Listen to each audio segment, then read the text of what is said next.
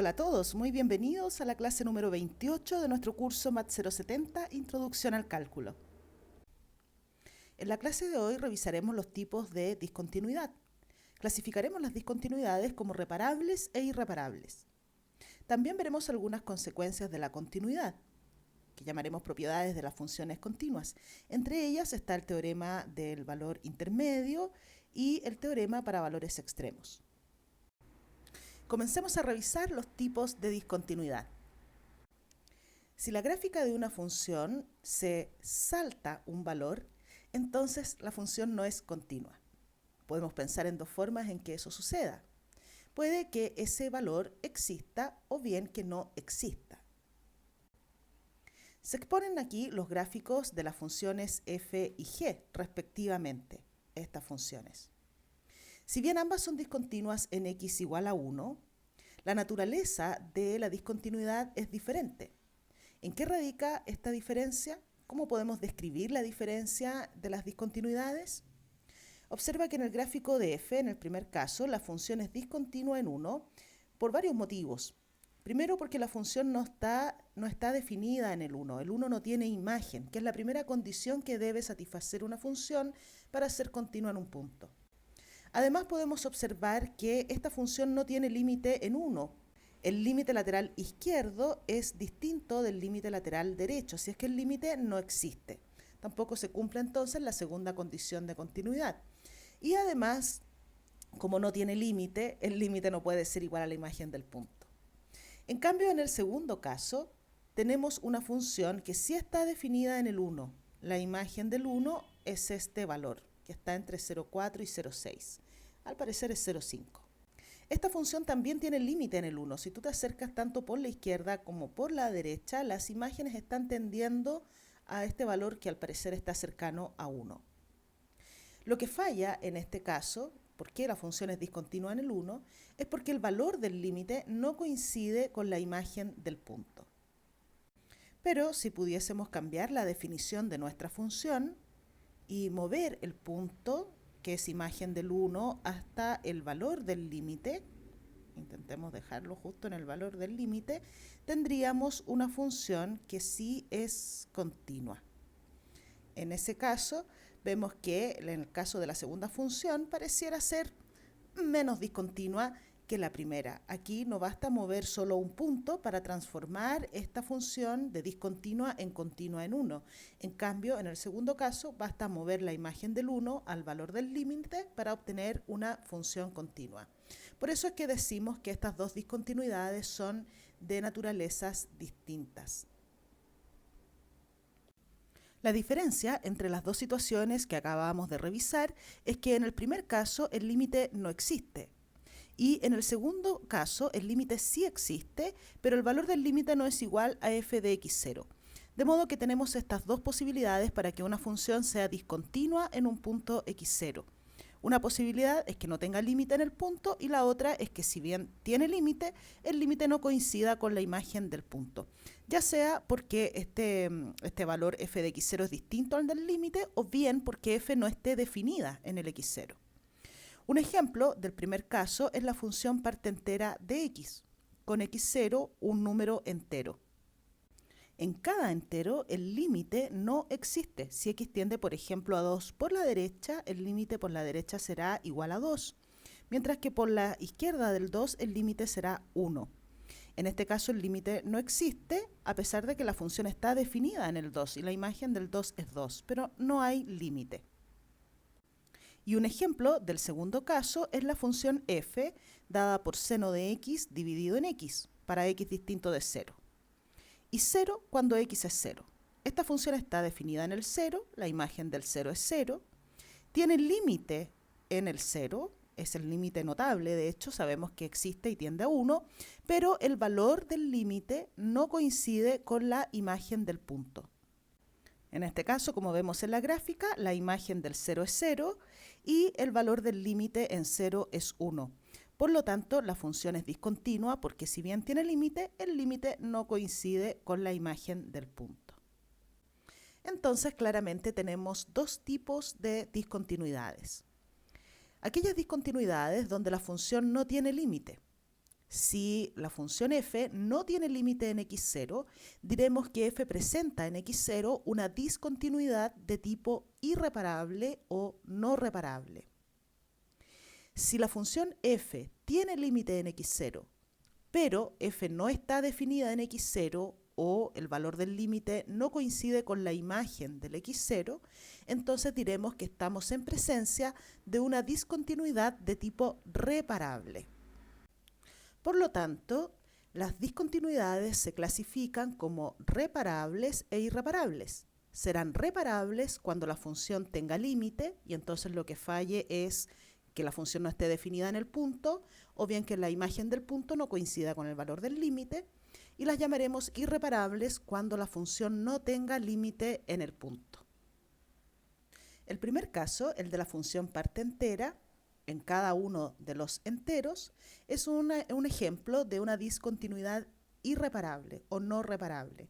Por ejemplo, en el 1 el límite no existe. Cuando x tiende a 1 por la derecha, vemos que el límite de la función parte entera es 1, mientras que si nos acercamos a 1 por la izquierda, el límite será 0. No existe el límite en el 1 y por lo tanto la discontinuidad es de tipo no reparable o irreparable.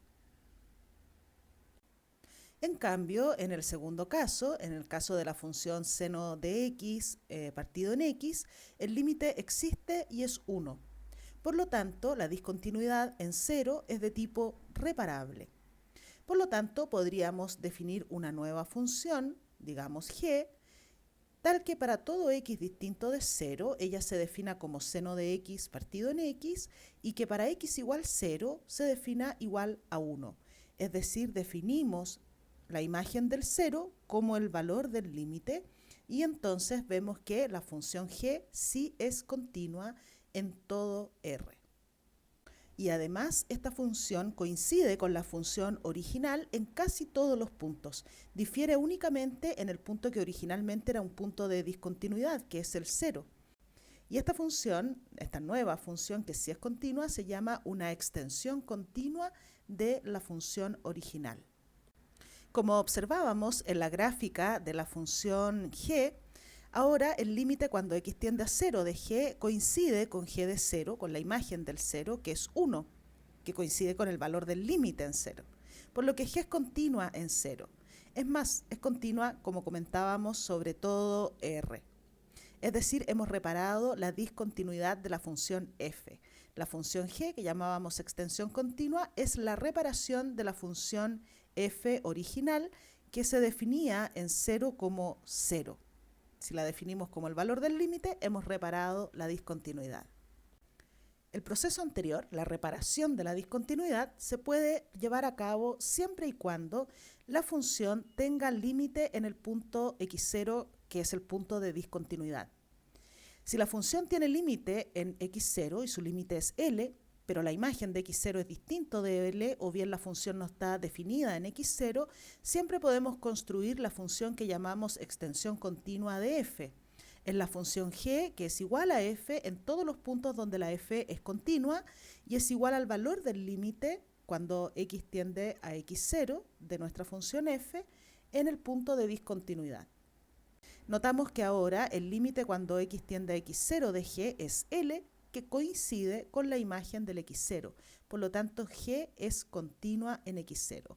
Este es el motivo por el cual las discontinuidades en que el límite de la función existe se llaman discontinuidades reparables. Efectivamente, se pueden reparar construyendo esta extensión continua de la función f.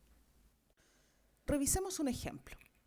Se nos pide considerar las funciones f, g y h definidas por x dividido en x en el caso de f, x al cuadrado dividido en x en el caso de g y x dividido en x al cuadrado en el caso de la función h. Se nos pregunta si son estas funciones continuas en el 0. La verdad es que ninguna de ellas es continua en 0. Observa que el dominio de la función f consiste en los reales sin el 0. Lo mismo pasa con el dominio de la función g. Ella está definida para todo número real distinta de 0.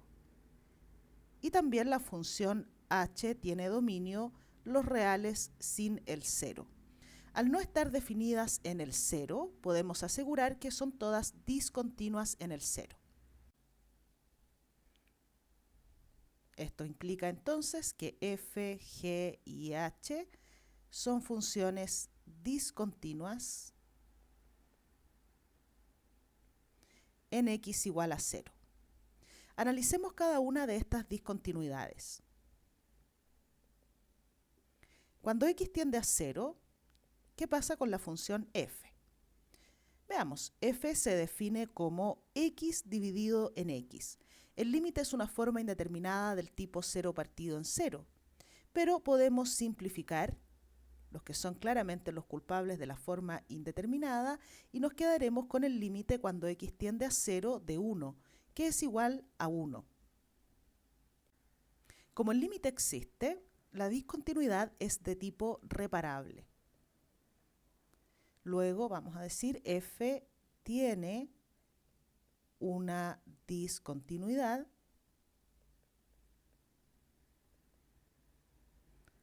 reparable en x igual a 0. De hecho, la gráfica de la función f es la que podemos apreciar aquí. Como se define f como x dividido en x, ella será igual a 1 para cualquier x distinto de 0, y en 0 no está definida. La discontinuidad es reparable y podemos reparar esta discontinuidad construyendo una extensión continua de la función f. La definiremos como x dividido en x, es decir, 1 si x es distinto de 0, y la definiremos también igual a 1, que es el valor del límite cuando x tiende a 0, tanto por la derecha como por la izquierda, como lo hemos visto aquí, cuando x es igual a 0. Es decir, la extensión continua de la función g es la recta y igual a 1. Analicemos ahora el caso de la función g, que se define como x al cuadrado dividido en x. Analicemos qué pasa entonces con esta función. G de x, decíamos, es x al cuadrado en x. Y ya comentábamos que es discontinua en 0, puesto que no está definida en 0. Pero para averiguar si la discontinuidad es de tipo reparable o no reparable, debemos calcular el límite en 0 de nuestra función.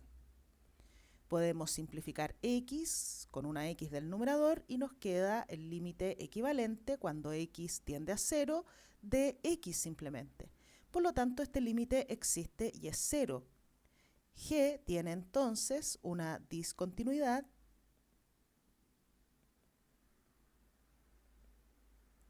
de tipo reparable en x igual a 0.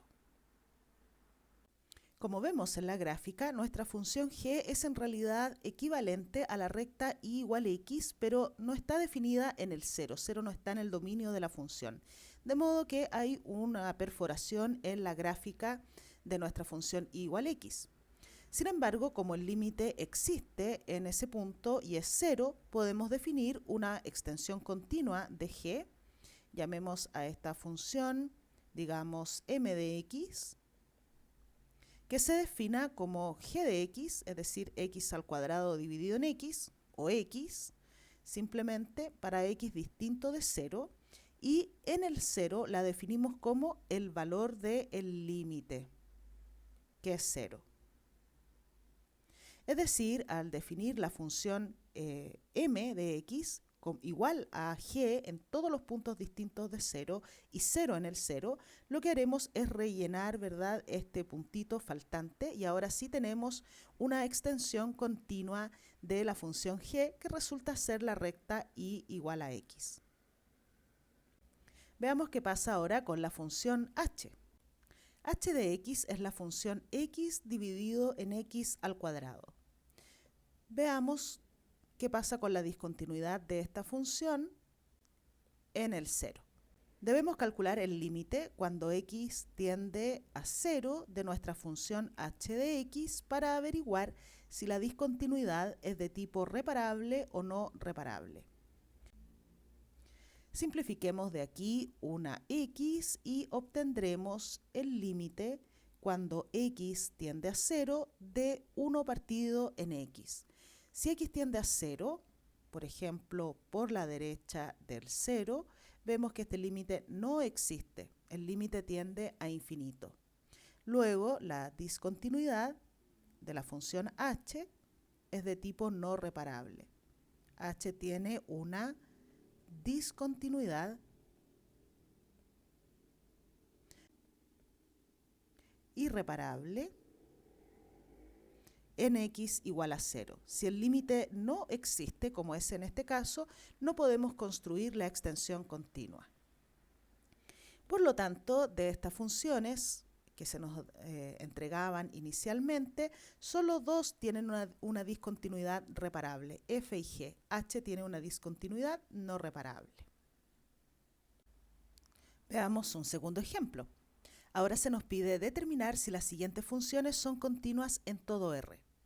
En caso de no serlo, se nos pide también reparar las discontinuidades cuando sea posible. Partamos con la primera de estas funciones, con la función f.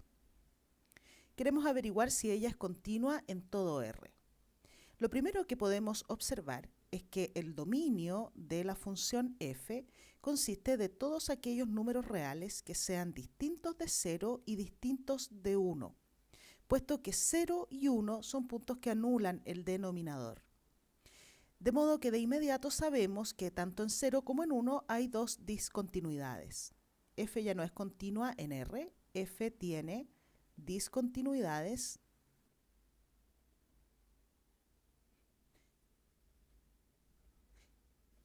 en x igual a 0 y en x igual a 1.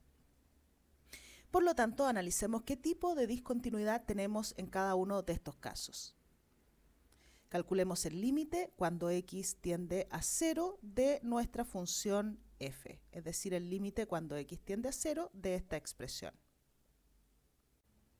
Observa que cuando x tiende a 0, digamos por la derecha del 0, vamos por un lado primero, el numerador está tendiendo a menos 1.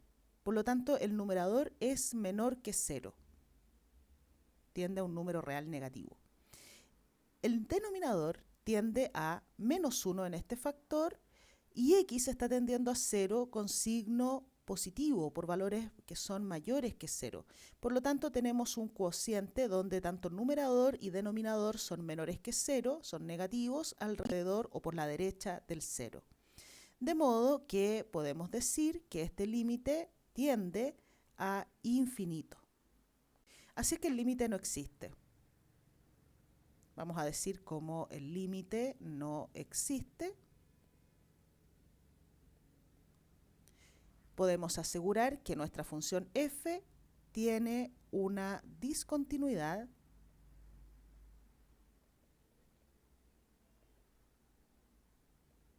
no reparable o irreparable en x igual a 0. Ok, veamos qué pasa ahora en el otro punto de discontinuidad que era el 1. Debemos calcular el límite de la misma expresión, pero ahora con x tendiendo a 1.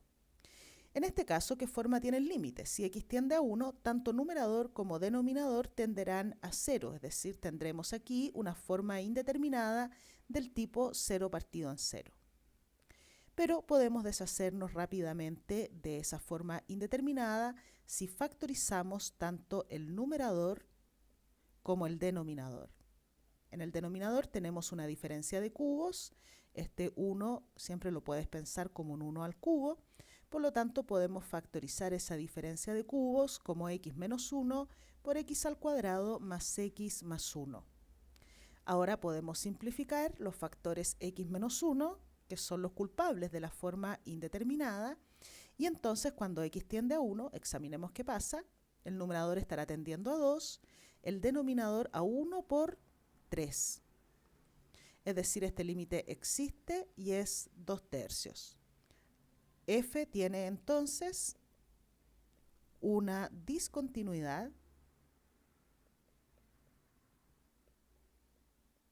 reparable en x igual a 1. Por lo tanto, logramos clasificar ambas discontinuidades de la función f. También se nos pedía, en este caso, reparar las discontinuidades si es que es posible. Nuestra función f era discontinua, es discontinua en dos puntos, ¿no? En el 0 y en el 1, porque su dominio son los reales sin el 0 y sin el 1.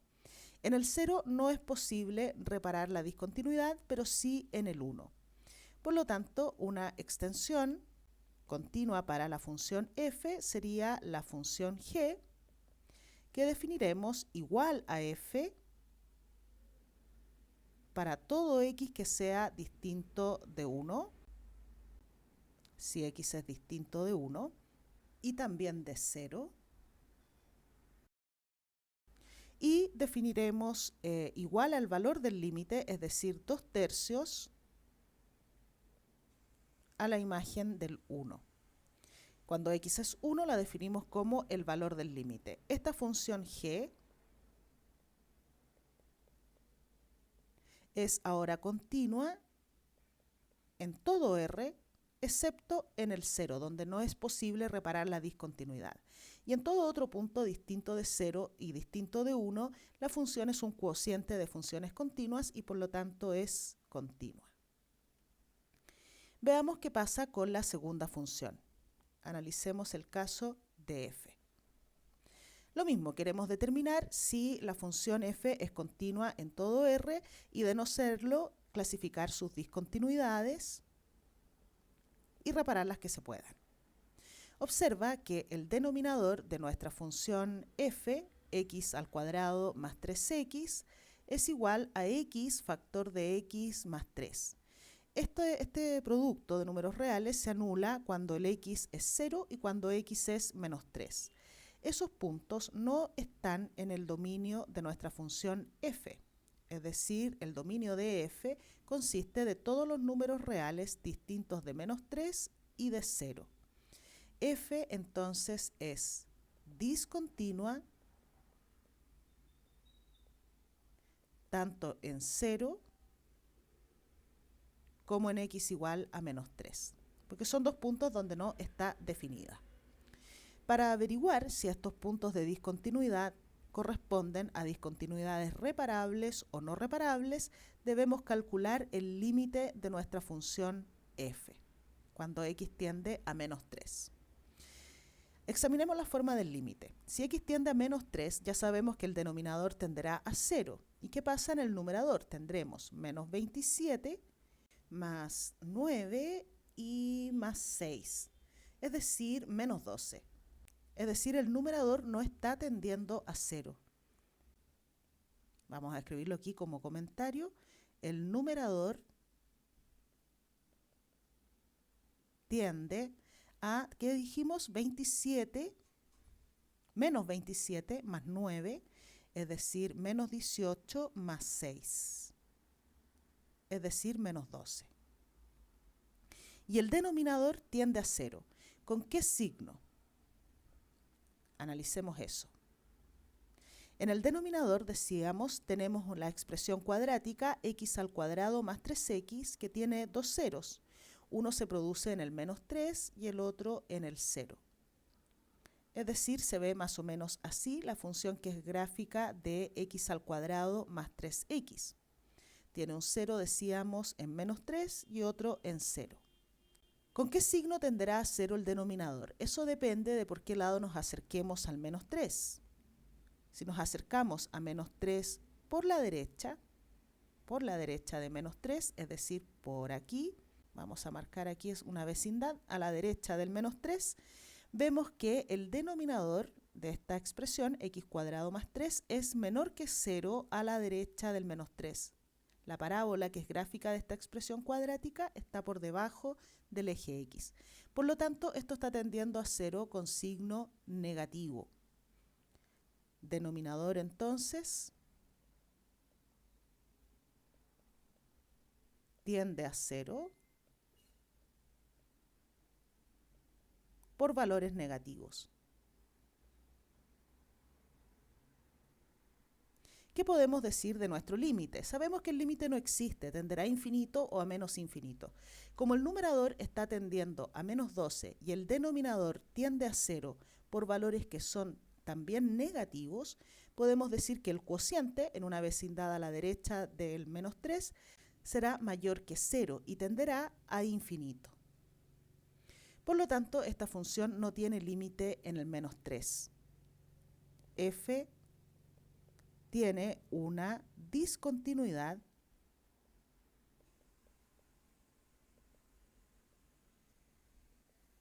no reparable o irreparable en el menos 3. Veamos qué pasa con el segundo punto de discontinuidad que corresponde a x igual 0, que en realidad es el que escribimos primero, ¿no? Analicemos ahora la discontinuidad en el 0. Nuevamente debemos calcular el límite, ahora cuando x tiende a 0, de esta expresión para averiguar, es el límite de f, ¿verdad? Para averiguar si la discontinuidad es de tipo reparable o no reparable. Veamos, si x tiende a 0, tanto el numerador como el denominador tenderán a 0. Y entonces tendremos aquí una forma indeterminada del tipo 0 partido en 0. Pero podemos deshacernos de esta forma indeterminada si factorizamos del numerador una x, nos quedará como factor x al cuadrado más x menos 2, y en el denominador factorizamos también una x. Tendremos como factor x más 3. Ahora podemos simplificar los x y si volvemos a examinar el límite, vemos que cuando x tiende a 0, el numerador tiende a menos 2 y el denominador a 3. Por lo tanto, cuando x tiende a 0, obtenemos límite menos 2/3. El límite existe, luego la discontinuidad es de tipo reparable.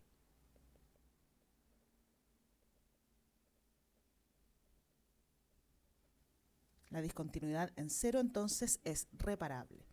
De modo que si quisiéramos construir una extensión continua de la función f, debiéramos definirla igual a la f en todos los puntos donde f es continua, es decir, para x distinto de 0 y x distinto de menos 3. En el 0 la definiremos como, para x igual a 0, la debemos definir como el valor del límite, menos 2/3. Y en menos 3 simplemente no está definida. Esta función g es continua. Vamos a decir primero que g es igual a f para todo x distinto de 0 y de menos 3 y es continua en todo R, excepto en el punto donde la discontinuidad no era reparable, es decir, en el menos 3.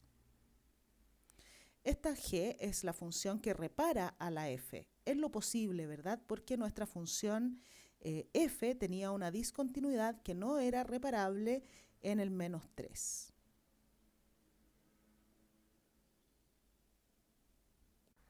Revisemos rápidamente un tercer ejemplo. Nos entregan la función f de x dada por x al cuadrado más 3 cuando x es menor que 1, 10 menos x si x está entre 1 y 2, y 6x menos x al cuadrado para los x mayores que 2. Debemos esbozar el gráfico de f y clasificar sus discontinuidades, en caso de que existan. Y además corroborar los resultados anteriormente obtenidos algebraicamente. Partamos intentando entonces trazar la gráfica de esta función. Para los x menores que 1 debemos graficar x al cuadrado más 3, que corresponde a una parábola con vértice en el 0,3 y que abre hacia arriba. La gráfica sería más o menos así, una parábola con vértice en el 0,3 que abre hacia arriba. Y observa que si x tiende a 1 por la izquierda, en nuestra función f, estaríamos calculando el límite cuando x tiende a 1 por la izquierda de x al cuadrado más 3. Es decir, ese límite sería igual a 4. De modo que este puntito de aquí es 4. Ese puntito que es una perforación hasta el momento en la gráfica de la función. Ahora, para x, que se encuentra entre 1 y 2, f se define como 10 menos x. Esa es una recta dependiente negativa y coeficiente de posición 10. Ahora, ¿qué pasa un poquito a la derecha del 1? Calculemos el límite ahora cuando x tiende a 1 por la derecha. Como a la derecha del 1 la función se define como 10 menos x, ese límite será igual a 9. De modo que para x que se encuentra a la derecha del 1, nuestra función será una recta dependiente negativa, tiene coeficiente de posición 10, pero ese coeficiente de posición se obtiene cuando x es 0. Y nosotros debemos graficar para x entre 1 y 2, es decir, solo una porción de esa gráfica. Y cuando x es 1, el límite es 9, que coincide con la imagen del 1. Entonces debemos partir, vamos a poner por aquí el 9, y de ahí en adelante, ¿no es cierto?, graficamos esa recta dependiente negativa. Pero graficamos solo para los x que están, ¿verdad?, entre 1 y 2. Porque a la derecha del 2, la función se define como 6x menos x al cuadrado. ¿Qué pasa si nos acercamos a 2 por la derecha?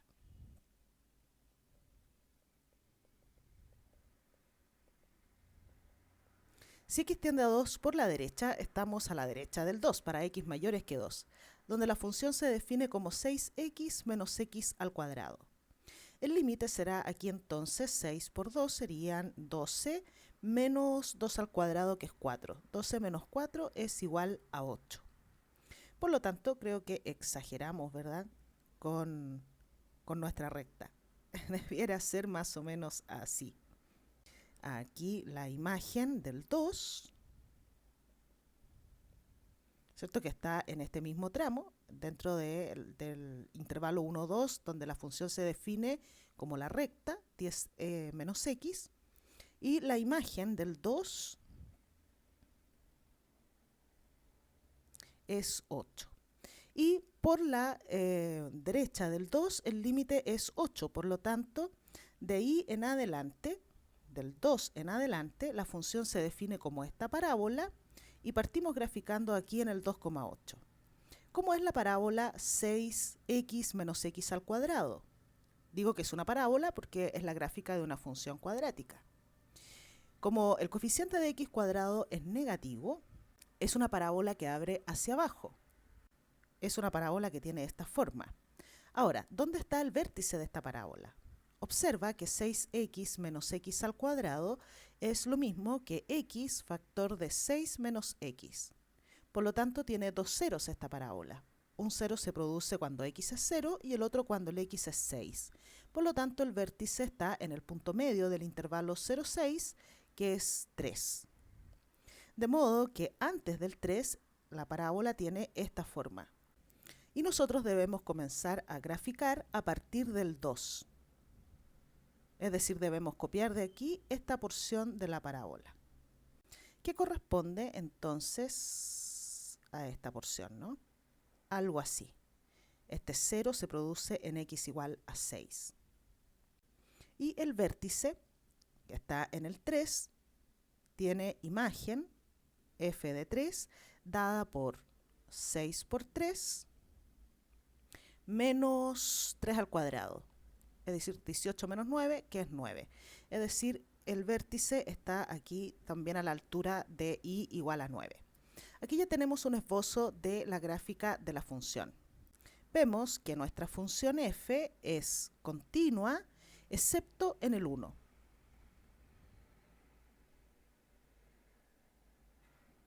Es continua en R, excepto en el 1. En el 1 hay una discontinuidad que es de tipo no reparable.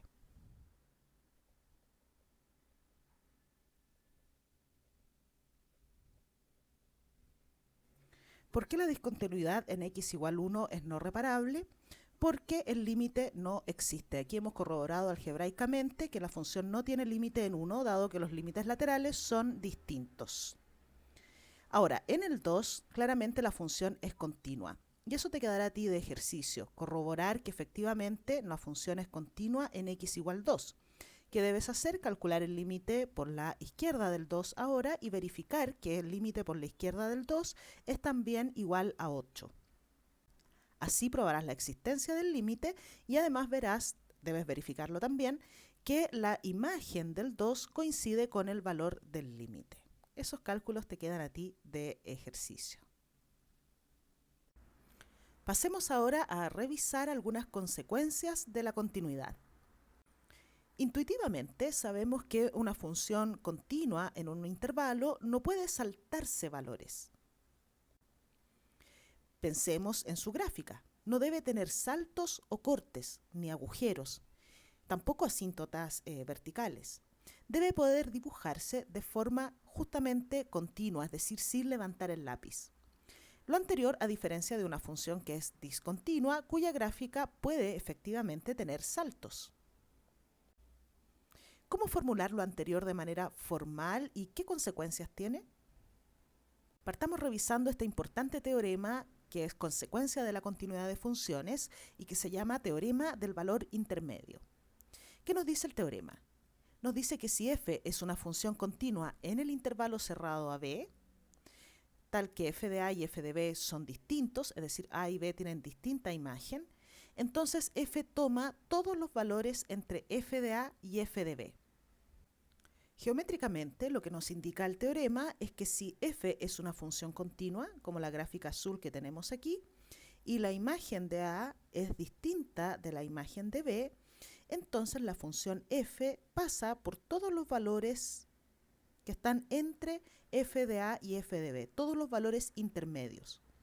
En particular, si n es un valor intermedio, es un valor que está entre f de a y f de b, entonces la recta y igual a n intersecta a la curva, que es gráfico de la función continua en el intervalo, al menos una vez, es decir, todo valor intermedio entre f de a y f de b, por ejemplo este n, tiene por lo menos una preimagen en el intervalo AB. Digo por lo menos una preimagen porque en el segundo gráfico tenemos una función continua, f, esta misma curva, donde la imagen de A y la imagen de B también son distintas, y los valores intermedios que he destacado aquí en azul, todos los valores que están entre f de A y f de B, tienen por supuesto al menos una preimagen dentro del intervalo AB. En particular, para este valor de n, no existe una preimagen dentro de AB, existen tres, C1, C2 y C3, es decir, la recta y igual a n, donde n es un valor intermedio, es un valor que está entre f de a y f de b, corta a la gráfica de nuestra función continua en 3 puntos. En términos muy simples, lo que nos dice el teorema es que si la función f es continua y las imágenes de a y de b son distintas, entonces la gráfica de f no puede saltar a la recta y igual n. Para pasar de valores que están por debajo de la recta igual n a valores que están por sobre la recta igual n, la curva debe cruzar la recta y igual a n. Eso es que parece bastante natural, se debe a que la función f es continua en el intervalo. Si no lo fuera, podría haber un salto en la gráfica y atravesar de los valores menores que n a los mayores sin pasar por el valor y igual a n. Una consecuencia inmediata del teorema del valor intermedio que acabamos de revisar es el llamado teorema de Bolzano. Este corolario del teorema del valor intermedio, el teorema de Bolzano, nos dice que si f es una función continua en el intervalo cerrado a b, tal que f de a por f de b es menor que 0, ¿qué quiere decir esto? Que entonces f de a y f de b tienen distinto signo, entonces seguro existe un elemento c dentro del intervalo abierto a b cuya imagen es 0. Lo que nos dice entonces este corolario del teorema del valor intermedio es lo siguiente. Si tenemos una función f que es continua en un intervalo cerrado a b, digamos en este intervalo, y la imagen de a tiene distinto signo que la imagen de b, como es en el caso que estoy dibujando, entonces seguro existe un punto dentro del intervalo AB cuya imagen es 0. Es decir, si la función es continua en todo el intervalo AB y cambia de signo dentro del intervalo AB, entonces la función cruzó al menos una vez el eje X. Aquí tenemos entonces la interpretación geométrica del teorema de Bolzano. El teorema del valor intermedio o su corolario, el teorema de Bolzano, son especialmente útiles en problemas como los siguientes. Aquí se nos pide demostrar que las siguientes ecuaciones tienen al menos una solución en el intervalo dado. La primera ecuación es x a la 7 igual a x más 1. Y queremos probar que esta ecuación tiene al menos una solución en el intervalo 0, 2. Ahora, nadie tiene ganas de resolver una ecuación de grado 7, ¿verdad? Por suerte no debemos resolverla, no debemos encontrar las soluciones, solo debemos demostrar que las ecuaciones tienen al menos una solución. Y para eso haremos uso del teorema de Bolzano. ¿Qué nos dice el teorema de Bolzano? Que si una función es continua en un intervalo cerrado AB y cambia de signo dentro del intervalo, entonces seguro cruzó al eje X en al menos un punto. Entonces intentaremos utilizar este teorema en este caso, para demostrar que existe al menos una solución de nuestra ecuación en el intervalo 0, 2. Para eso partiremos definiendo una función que llamaré f y será x a la séptima menos x y menos 1. Encontrar soluciones o demostrar que esta ecuación tiene una solución equivale a demostrar que esta función f tiene por lo menos un 0 dentro del intervalo 0, 2. Justamente de eso nos habla el teorema de Bolzano. Para usar el teorema debemos verificar las hipótesis. Las hipótesis del teorema nos dicen que la función debe ser continua en el intervalo y cambiar de signo en el intervalo. Bueno, nuestra función f es un polinomio. Vamos a decir que como f es un polinomio, es una función continua en R, pero en particular será continua en el intervalo que es de nuestro interés. Es continua en el intervalo 0, 2. Veamos si cambia de signo. ¿Cuál es la imagen de 0?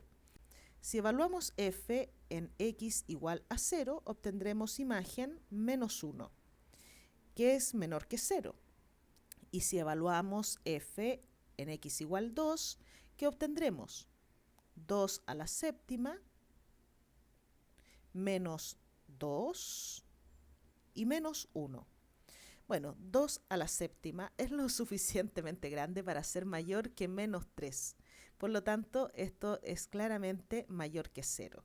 Es decir, que nuestra función es continua, es una función continua dentro del intervalo y cambió de signo dentro del intervalo. Por lo tanto, ahora podemos decir que por el teorema de Bolzano,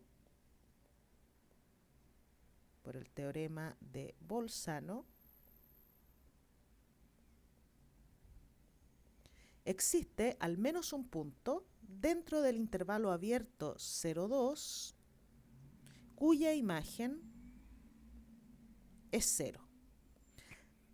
Ahora, en términos de la ecuación, ¿qué sería un 0 de la función f? ¿Qué quiere decir esto? Bueno, quiere decir f de c igual 0, que c a la séptima menos c y menos 1 es 0. Es decir, c satisface la ecuación que se nos pedía demostrar que tenía soluciones, porque c a la séptima será entonces c más 1. Esto es x igual c, el c dado por el teorema de Bolzano, es una solución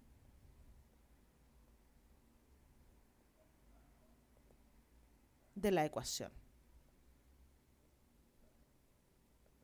¿De cuál ecuación? La ecuación que se nos pedía mostrar que tenía solución, ¿no? X a la séptima igual a x más 1. Eso es lo que queríamos demostrar. La siguiente ecuación quedará de ejercicio para ti. pero como ayuda puedo decirte que partas definiendo la función f dada por coseno de x menos x y luego verifica que f de 0 por f de pi medios sea efectivamente menor que 0, es decir, que f de 0 y f de pi medios tengan distintos signos. Esta función debe justificar por qué es continua. Si logras hacer eso y probar que 0 y pi medios tienen imagen con distintos signos, habrás probado que existe un 0 de la función f que corresponderá a una solución de esta ecuación. Más bien, pasemos a revisar el problema 2. Dice, demostrar que existe un número real positivo donde las gráficas de las funciones f de x dada por 5 a la x menos 1 y g de x, 1 más logaritmo en base 5 de x más 1, se cortan. Es decir, debemos demostrar, que existe un punto, llamémoslo x0, mayor que 0, es un número real positivo, nos dicen, tal que f de x0 sea igual a g de x0. ¿Qué quiere decir esto? Quiere decir que x0 es solución de la siguiente ecuación. F de x igual a g de x, es decir, 5 a la x menos 1 igual a 1 más logaritmo en base 5 de x más 1. Nuevamente, nadie quiere resolver esta ecuación. Por lo tanto, lo que haremos es intentar acudir al teorema del valor intermedio o teorema de Bolzano. Partiremos definiendo la función g, que estará dada por 5 a la x menos 1 menos 1 más el logaritmo en base 5 de x más 1.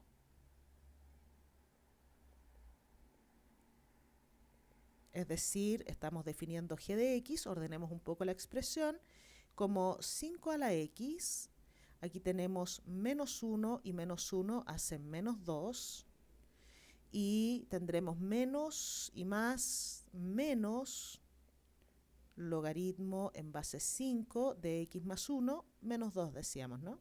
Exactamente. Esa será nuestra función. Esta función es continua a la derecha del 0. ¿Por qué digo a la derecha del 0? Bueno, porque nos piden encontrar una solución que sea un número real positivo.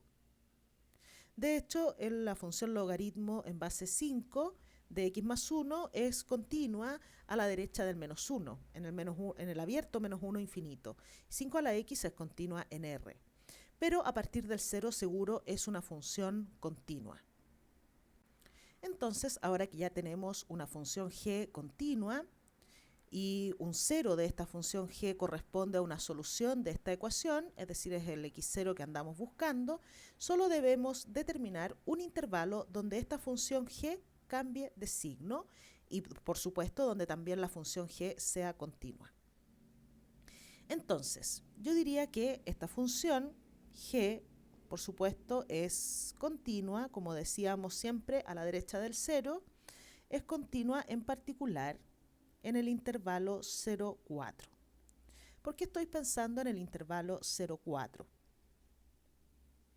Porque g de 0, ¿qué sería? Sería 5 a la 0 menos el logaritmo en base 5 de 1 y menos 2. 5 a la 0 es 1, el logaritmo en base 5 de 1 es 0, por lo tanto la imagen de 0 es igual a menos 1. Y si evalúo en x igual 4, busco la imagen del 4, obtendremos 5 a la cuarta menos el logaritmo en base 5 de x más 1 con x igual 4, es decir, el logaritmo en base 5 de 5, menos 2. Esto será 5 a la cuarta, que es un número bastante grande y positivo, menos el logaritmo en base 5 de 5, es decir, 1, y menos 2. Bueno, 5 a la cuarta menos 3 es seguro mayor que 0, mientras que la imagen del 0 era menos 1, que es menor que 0. Por lo tanto, tenemos una función g que es continua en el intervalo 0, 4 y que cambia de signo dentro de ese intervalo. Podemos asegurar entonces que por el teorema de Bolzano, existe un punto x0 dentro del intervalo 0,4 cuya imagen según la función g es 0.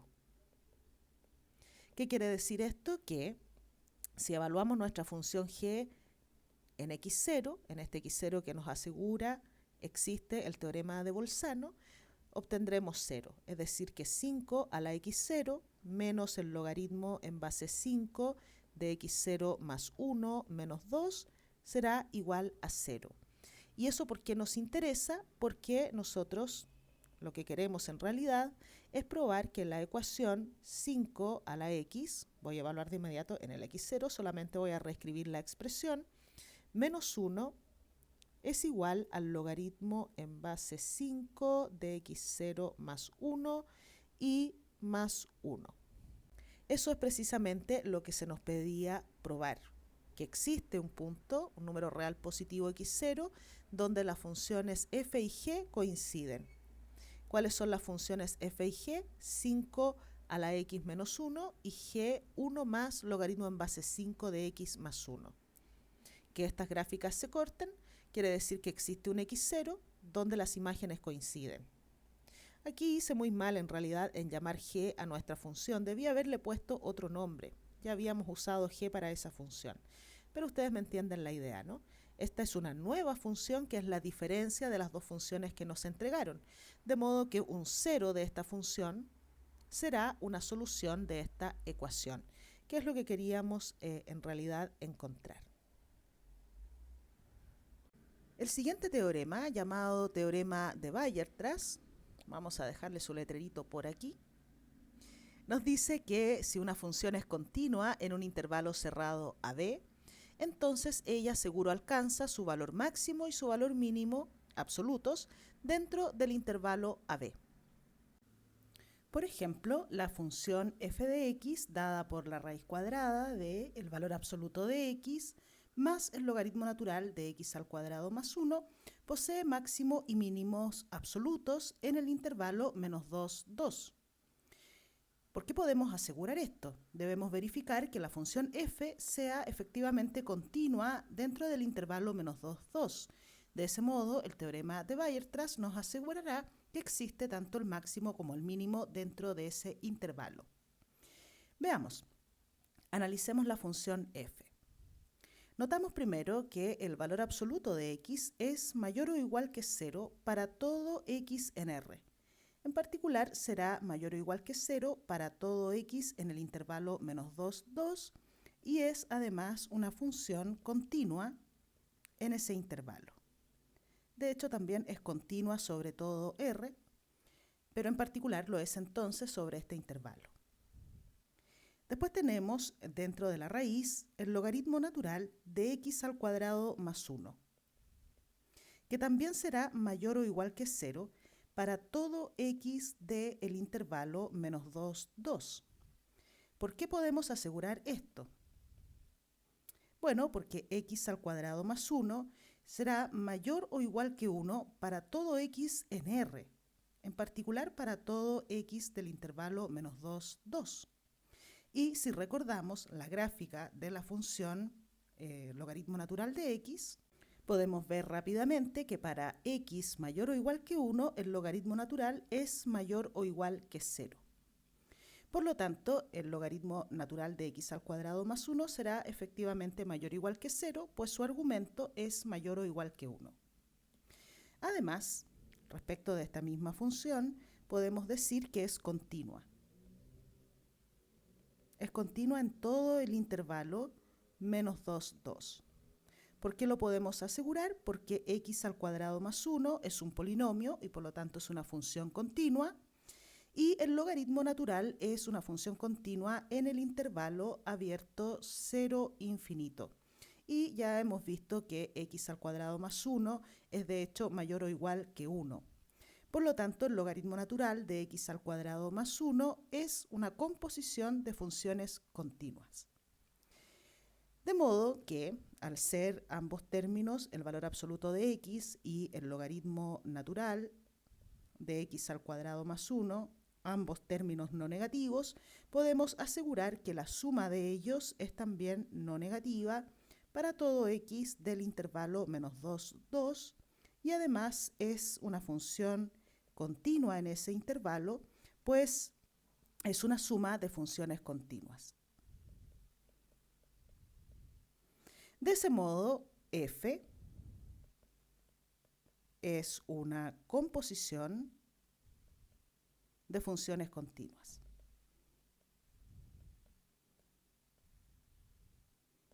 ¿Qué funciones continuas? Bueno, la raíz cuadrada de x, que es una función continua en el cero infinito, y esta suma de funciones continuas, que además es mayor o igual que 0, por lo tanto, esta expresión estará siempre para todo x del menos 2, 2 dentro del dominio de la función raíz cuadrada de x. Así es que f está perfectamente bien definida y será una función continua. Por lo tanto, por el teorema de Weierstrass,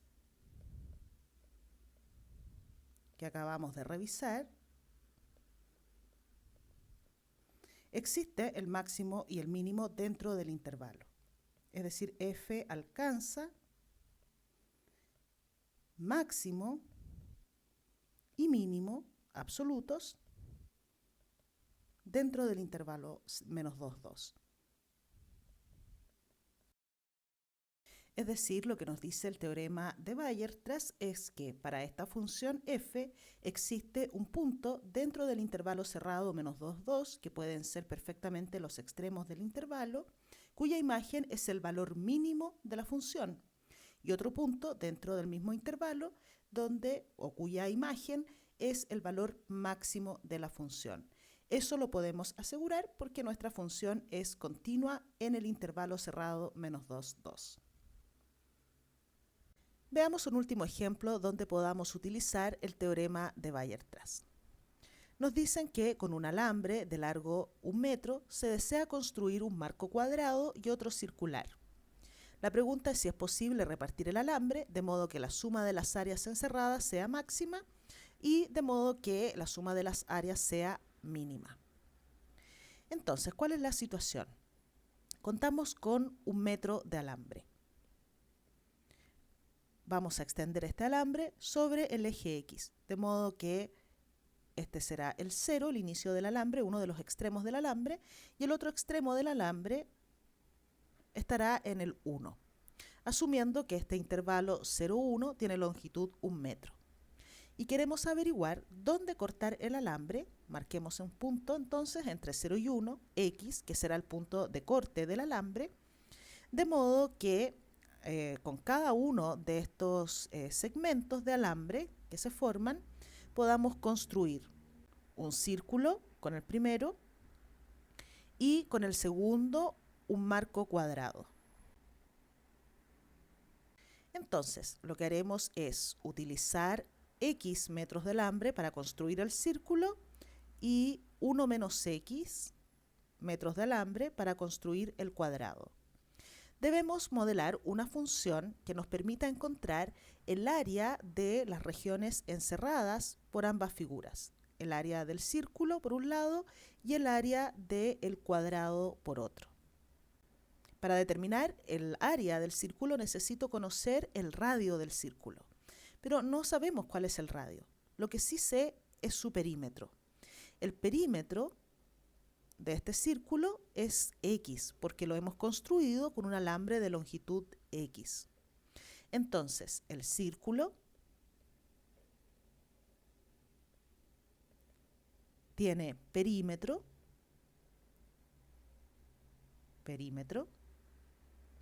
que en general está dado por 2pi por r, y en este caso sabemos que es X, de donde puedo obtener el radio del círculo, que será X dividido en 2pi.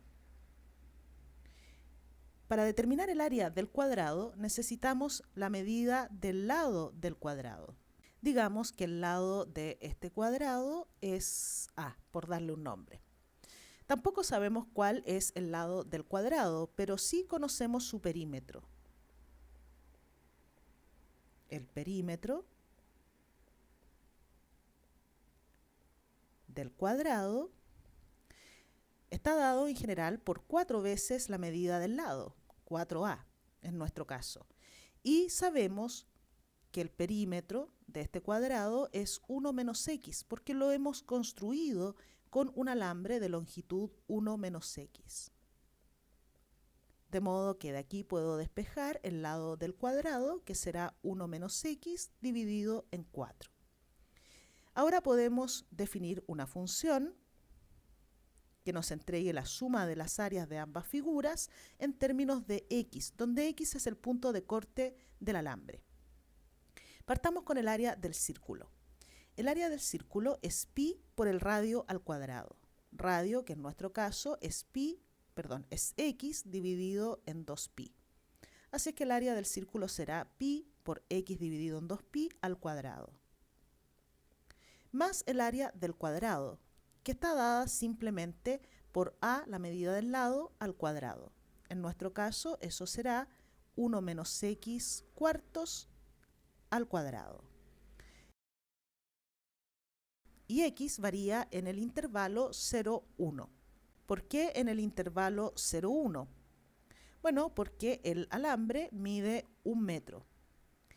Si consideramos x igual 0, entonces x estaría aquí en el inicio, en este extremo del alambre, y eso querría decir que entonces uso todo el alambre para construir el cuadrado.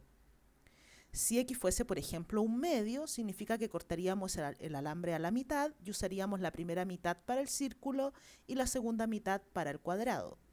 Si x es 1, movemos x ahora hasta el 1, y eso que querría decir en términos del problema, que entonces tampoco corto el alambre, pero uso todo el alambre para construir el círculo. Ok, aquí tenemos entonces la función que nos entrega la suma de las áreas de ambas figuras con su dominio, que es el intervalo cerrado 0, 1. Y queremos determinar si esta función tiene máximo y mínimo dentro del intervalo. Y donde, ¿cierto? No solo queremos demostrar que tiene máximo y mínimo, sino que queremos repartir el alambre de modo que la suma de las áreas sea máxima y de modo que la suma de las áreas sea mínima. Es decir, debemos determinar este x para que se cumpla cada una de estas situaciones. Veamos. Nuestra función de área, la que nos entrega la suma de las áreas de ambas figuras, es una función cuadrática. Ordenemos un poquito esta expresión. Podemos reescribirla como pi por x al cuadrado dividido en 4pi al cuadrado. De aquí podemos simplificar pi más 1 menos x al cuadrado dividido en 4, que también irá al cuadrado, así es que voy a factorizar de aquí un 4 al cuadrado, un 1 partido en 4 al cuadrado, es decir, 1 partido en 16. Y el 1 menos x al cuadrado lo escribiremos de inmediato con su expansión como 1 menos 2x más x al cuadrado. Ahora puedo factorizar del denominador un 16pi. Como factor tendremos x al cuadrado por 4, es decir, 4x al cuadrado, más, aquí tendremos este 1 partido en 16, se fue afuera en la factorización, y tendremos que multiplicar por pi esta expresión. Es decir, tendremos pi menos 2pi por x más pi por x al cuadrado. Es decir, a de x es 1 partido en 16pi, factor de, agrupemos las x al cuadrado, nos quedarían con coeficiente pi más 4 por x al cuadrado, ¿cierto? Factorizando x al cuadrado de esos dos términos, menos 2pi por x y más pi. Como se trata de una función cuadrática, cuyo coeficiente de x cuadrado es positivo, podemos pensar en su gráfica como una parábola que abre hacia arriba. Por lo tanto, el punto de mínimo estará justamente en el vértice. En el vértice de la parábola tendremos el mínimo. ¿Cómo obtengo el mínimo o la coordenada x del vértice? Recuerda que la coordenada x del vértice en una parábola está siempre dada por menos b dividido en 2a. El mínimo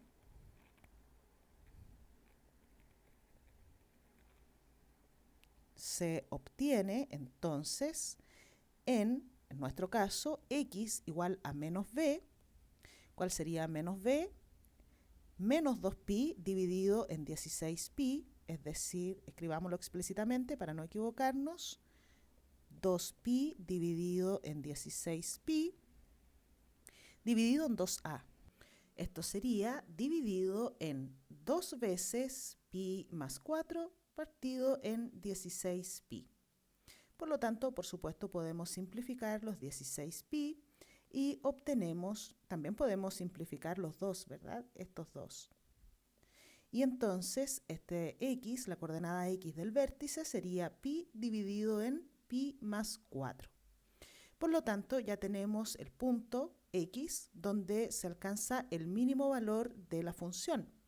Es decir, que para que la suma de las áreas de ambas figuras sea mínima, debemos cortar el alambre en pi dividido en pi más 4 metros. Es decir, usar los primeros pi dividido en pi más 4 metros para construir el círculo y el resto para el cuadrado.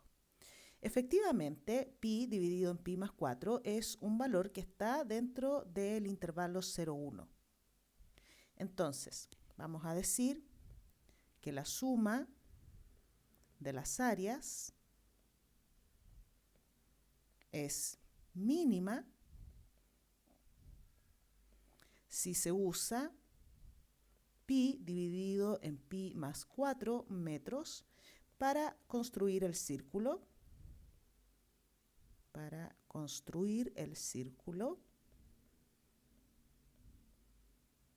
Y el resto, es decir, 1 menos pi dividido en pi más 4 metros para el cuadrado.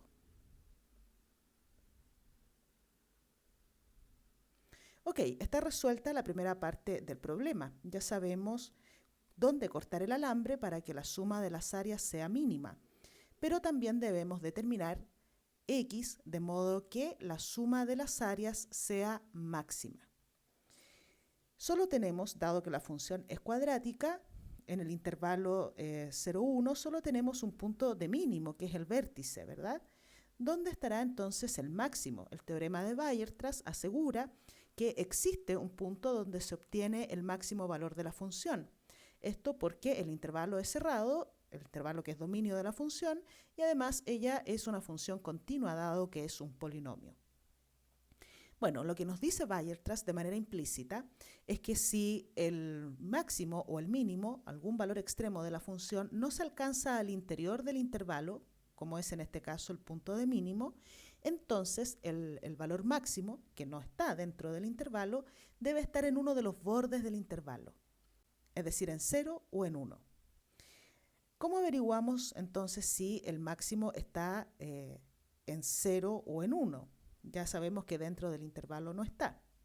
Todo lo que debemos hacer es evaluar nuestra función de área en los puntos extremos del intervalo, en 0 y en 1. Y el mayor de ellos será el máximo. Entonces, veamos. Aquí tenemos nuestra función de área. Y evaluaremos la función en los puntos que son los bordes del dominio. Evaluemos a en 0. Lo que obtendremos es 0 en este término y aquí obtendremos un cuarto al cuadrado, es decir, 1 partido en 16. Recuerda que esta función, evaluada en 0, representa la suma de las áreas cuando no corto el alambre, es decir, cuando considero x igual 0 y uso todo el alambre para el cuadrado. Evaluemos ahora en x igual a 1. Si evaluamos en x igual a 1, aquí obtendremos 1 dividido en 2pi al cuadrado, es decir, 1 dividido en 4pi al cuadrado por pi, es decir, 1 dividido en 4pi.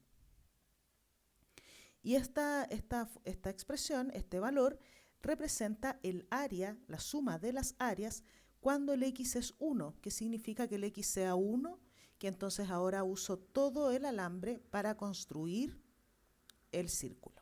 No he cortado el alambre. Bueno, comparemos. 4pi es aproximadamente 12. Por lo tanto, 1 partido en 4pi es claramente mayor que 1 partido en 1 en 16. como a de 1 entonces es mayor que a evaluada en 0, el máximo de nuestra función se obtiene en x igual 1. ¿Qué quiere decir esto? Que la suma de las áreas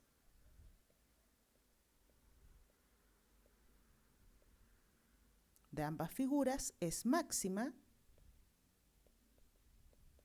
si x es 1, es decir, si usamos todo el alambre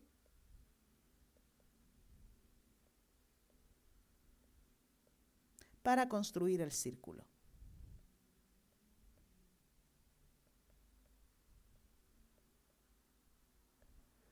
Efectivamente, recuerda nuestra interpretación. Cuando el x es 1, ¿qué quiere decir?